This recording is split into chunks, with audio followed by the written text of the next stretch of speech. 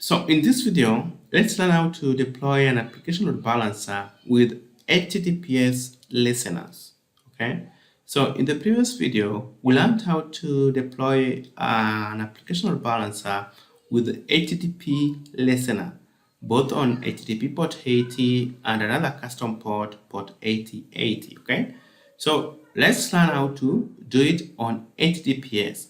And in this regard, I'm going to use the standard HTTPS, the well-known HTTPS port, which is 443. Another one, which is a custom port, 8443. And we're going to use this load balancer to forward traffic to the backend servers. Okay. So I already have the two servers here, this server and this server. And these two servers are running two different contents. Okay. So in that regard, if your servers are running two different contents, then you have to place them in different target groups. But if they're running the same content, we need to put them in the same target group. Okay. Right. So we're going to use router 3 here so that we access our backend using the custom domain. Remember, AWS by default provide whenever you create an application load balancer or any load balancer, it provides you the DNS name through which you can test the backend. Okay, we're going to test through the DNS name provided by AWS as well as our custom domain. Okay, right. So let's go to our AWS management console. All right. So I have two servers here, which you can see on the diagram here. Okay, I have two servers here, which is server 1 and server 2, and each server is running different content. So if I can just copy that public IP address and paste it on the browser and hit enter, you can see you're connected to server 1. And if I go to server 2 and copy the public IP address here and paste it on the browser, you will see you are connected to server 2. Okay, so what happens here is that I have deployed an Apache web server in these two particular servers and modified the default web page, okay, so that it reads what I want. Okay, I just wanted to customize so that we easily differentiate between these two servers. You are connected to server 1, you are connected to server 2. All right. Okay, so the next thing that is very, very important in this regard is to create target group. Like I mentioned that if servers are running two different contents, then they should be in different target groups. So I'm going to create two target groups. So I'm going to create two target groups. Okay, so let me start. Then I'm going to register instances by default and come to let me say server TG1. Okay, target group 1 and protocol and port. Okay, HTTP port 80. My backend is running an Apache web server on port 80, HTTP port 80. IP address type is IPv4. VPC, choose the correct VPC. Okay, and LTX, like I mentioned, periodically load balancer checks whether the registered targets or servers are available and are actually able to serve traffic. So it sends LTX over time. Okay, so LTX will basically depend on the protocol your backend is running on. My backend is running on HTTP Apache web server. Okay, all right. Okay, so I'm gonna register server here, then include a spending below and create target group. Then let's create another target group, which is a target group 2. So leave it by default instances because we're going to register our 2 instances and server TG2. Okay, backend is running on HTTP port 80. IP address type is IPv4. Choose the correct VPC. Protocol version will be HTTP version 1, which supports both HTTP 1.1 and HTTP 2. Okay, all right. LTX, my backend is running Apache web server on HTTP port 80, so that will be okay. And LTX path by default, that's the root path. Okay, all right. So let's go and register server 2. include as pending below, and create target group. Perfect. So guys, basically we have two target groups here. So when you go here, we have the target group 1, and we have actually registered server 1. We have target group 2, and we've registered server 2. So let's go and create the load balancer. Okay, and whenever we're going to create a load balancer, remember we're going to create 2 listeners on HTTPS. Okay, all right. So let's go to load balancers and create load balancer.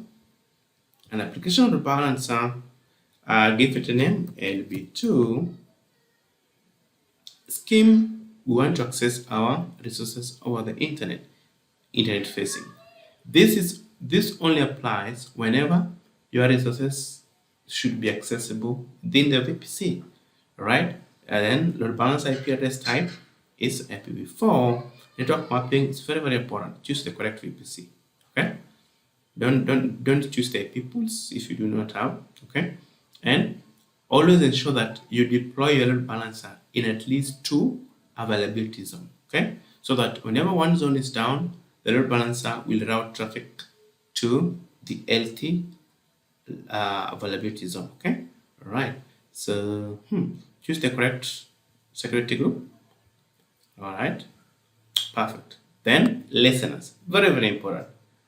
Listeners actually dictates how you access your load balancer regarding the protocol and port. In this regard, we are going to access our load balancer over HTTPS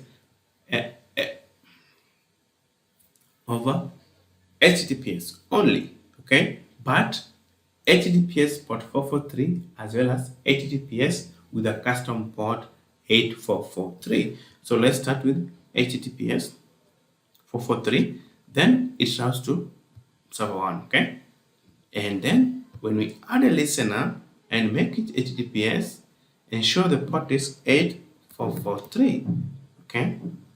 And TG2, perfect, okay? All right. So we've chosen how many listeners? 2 listeners, 443 and 8443. And basically, the most important part here is if you do not have a certificate, unfortunately, you're not going to configure an HTTPS listener.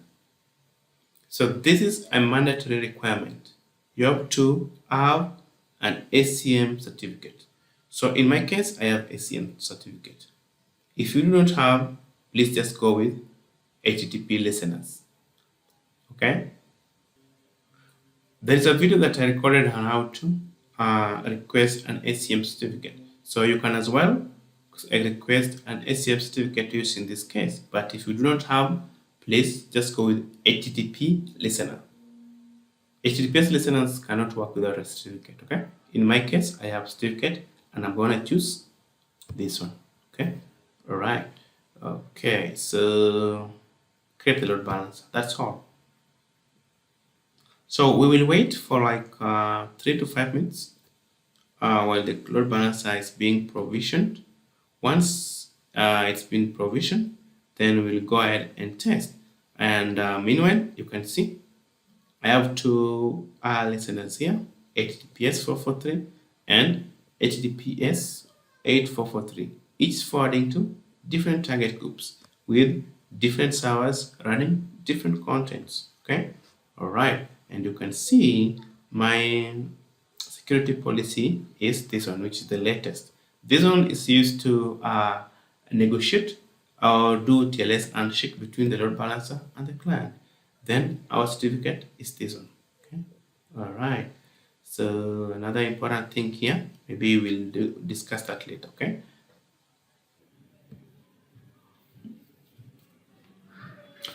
Okay, so our load balancer has been deployed, and now it's the time to test it. So I'll just copy the load balancer DNS name here.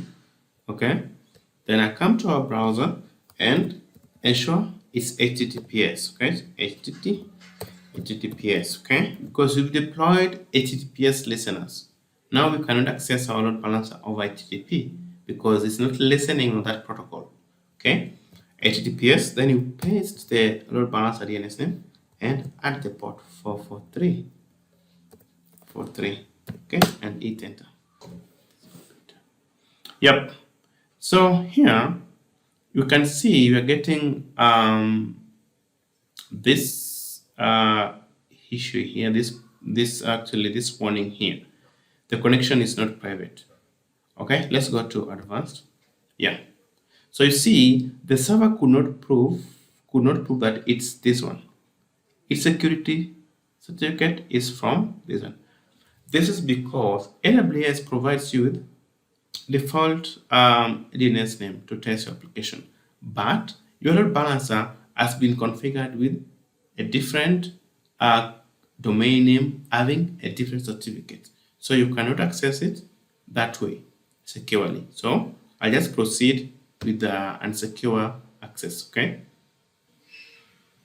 perfect. So you can see you're connected to server 1. Okay, so you can even try to hit it again and again. And now let's try to connect on the listener, which is 8443 as well, and hit enter.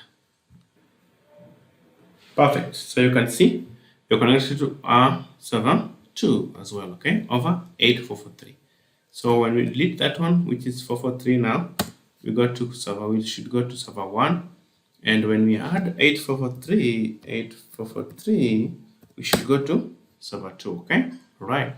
So guys, basically we've achieved that use case, and now what's remaining is just to integrate it with router 3 so that we can use our custom domain name to access the backend.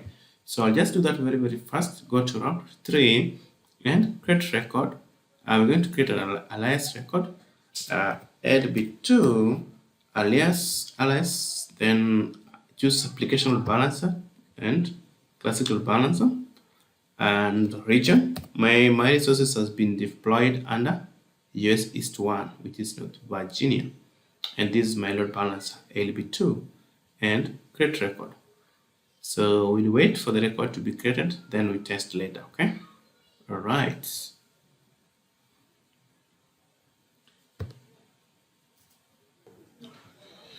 So just include HTTPS, okay, and paste the DNS name and include 443, okay, and hit enter. Perfect. You see, it goes to server 1. So if you can just check on the certificate part, which is the security part here, and connection is secure, certificate is valid, you can see certificate is from that domain name. Okay, all right. So let's include the one for 8443, and let's see if it goes to server 2. Perfect. You can see when we add 8443, it goes to server 2. If you remove 8443 so that it's got to 443, it goes to server 1. If you add 8443, it should go to server 2. Perfect.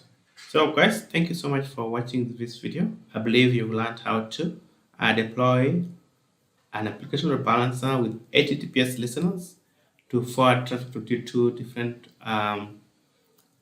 target groups, and as well integrate router 3 so that you can use your custom domain name to access your backend. Thank you. Please subscribe to this channel, like the video, and share with friends. Bye. See you again in the next video.